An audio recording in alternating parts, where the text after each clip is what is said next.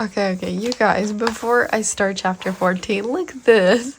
Look at this little Harry with his full-on beard. I don't know if you can see it. Look, he's got a full-on man beard. I love these illustrations. Chapter 14. We were on a family hunting trip in the Highlands, and I was keen to be involved. I was with my nanny, Mrs. Tiggywinkle, who got angry whenever she was accurately referred to as my nanny, Mrs. Tiggywinkle. "I'm not your nanny, I'm your friend," she would yell, merrily boxing us on our ears.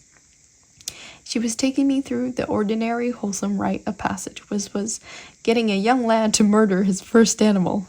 I had a rifle, which I had practiced with on multiple firing ranges and had passed several safety tests to show I was ready and responsible. Now we approached our prey. She crouched beside me, breathing heavily. "When you have it in your sight and think you have the shot, Harry," she intoned, "don't pull the trigger, but squeeze it." A tense, concentration-filled moment followed. Then there was a colossal retort, and my rifle thumped back against my chest. You got it, she squealed. I couldn't believe it was really true. I gazed in wonderment. We both approached the carcass, and she dipped her fingers in the gruesome liquid and smeared my face in it. I was at one with my victim. I had undergone the most primal rite that an animal can experience, being at one with my prey, honoring it by wearing its essence. "And now you are a man," said Mrs. Tiggywinkle ecstatically.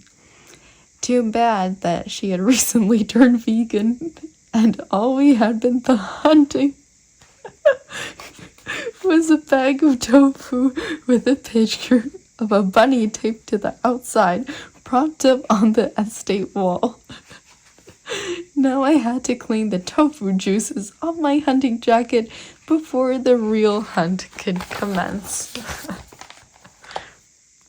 Eton happened to be located quite near to Broadmoor, the high-security psychiatric hospital. My father stopped in to see me at school one afternoon. He had been paying a royal visit to the hospital down the road, where he had come face to face with a prisoner who firmly believed himself to be the Prince of Wales.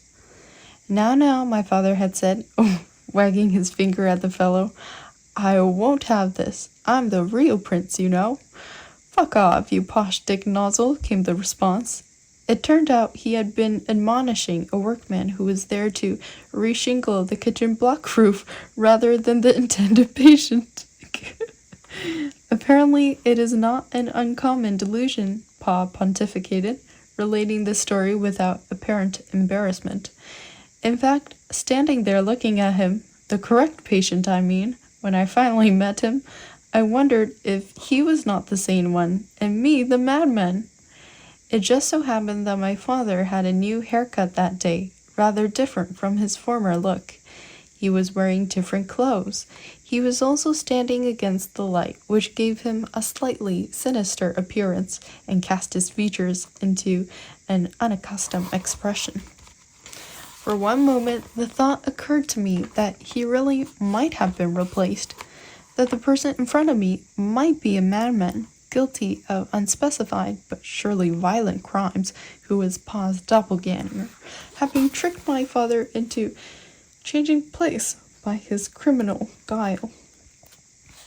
"Never forget, my darling boy," the sinister figure intoned, "that we can never know whether we are real or not real. As Hamlet himself said, I believe, best paraphrased by Kierkegaard." Pa being notoriously prone to pompous lectures, my fears were put at rest by the tedious 40-minute speech that followed. Chapter 16. Pa confessed to me that he had had an awful time at school. He hinted at true darkness in the times he had endured at Gordonston, where he had been sent to toughen up. 50 years later, he still owned the teddy bear which had been his only solace in the cold stone dormitories of that dismal Scottish castle. I was truly sorry that he had suffered such merciless cruelty. The teddy seemed to have suffered just as much. With its stuffing falling out and rips and snags in its fabric, it represented the personality he had been left with after the ravaging he had received. Willie and I knew Pa needed a long-term companion that was better than a scraggy old teddy covered in holes. So we were glad when he said he wanted to be together with Camila. We wanted him to be happy. Only promise us one thing, we both urged. Don't marry her. It would be too much. Please don't marry. Camila was pleasantness itself to our faces when we met, but soon afterwards it became clear that she was leaking stories to the press to make herself look good and to place Willie and me at a disadvantage in order to secure her future within the royal family, and in due course gain queenhood.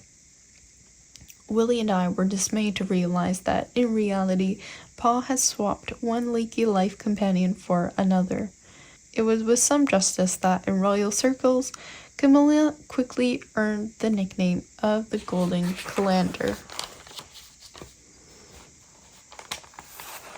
Chapter 17. We had stalked the noble beast for 3 miles until just at sundown it broke cover on a spur of rock. The stag stood handsome and majestic against the fading sunlight. I wonder what it might be thinking about. The loneliness of the highland moors, the encroachment of human development into its natural habitat, perhaps glimpsing in the vanishing rays of Caledonian sunshine some precious ancestral memory, a beloved relative it longed to lay eyes upon once again, perhaps? Shoot the bugger, muttered Pa irritably. I never had such an easy shot when I was your age. I pulled, or rather squeezed, the trigger. A sharp thunderclap rang out between the highland peaks. The noble stag remained motionless, then seemed to kneel down and lie on the rock. When we caught up to him, he was dead. Right between the eyes, said the tracker. He slashed a wound in the dead creature's belly and shoved my face in and rubbed it around in there until I thought I would be sick, and then until I was too terrified to be sick. Then he tore the creature's heart out, ripped a hole in it and with his fingers and placed it on my head like a cap, an essential part of the ceremony. These deer were not callously murdered, but carefully culled in order to help keep the deer population in check, so the local ecosystem would be preserved. I knew this full well. At last the beast's lungs were carved out and placed on my feet to wear as shoes, and its eyeballs were dangled around my neck to ward against evil spirits. Having gone through the same ritual all my male relatives had before me, I could return to the family hold with full approval. After all the strange and unnatural things that had happened over the preceding few years, it felt like a blessing to be going through something completely normal again. Watching while a family friend disemboweled the deer and trailed its innards over the heath, then snipping off its cock and balls for a memento, it amazed me at such times to think that outsiders considered our family a cold-blooded, eccentric cult focused on cruelty and death. Yeah, chapter 17 was exaggerated, I would say, 80 to 90%. They went hunting, that was all. It was a generally boring chapter, believe me.